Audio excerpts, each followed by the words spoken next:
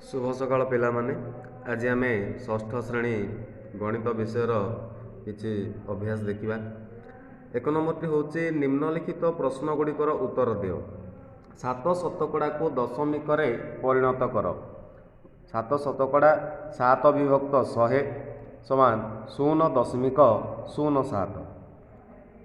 तापर प्रश्नटी हूँ केउं संख्यार विपरीत संख्या सही संख्या। 0 विपरीत संख्या सही संख्या। -12 और -5 मध्य बड़ संख्याटी लेख। उत्तरटी हूँ -5। 13 की नंबरटी लेख।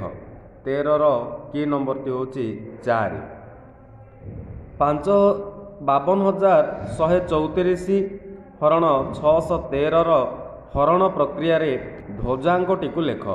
ता ध्वजांकटी हूँ 13। 2 नंबर प्रश्न हूँ बंधनी मध्यरु ठीक उत्तरटी बाछि लेख।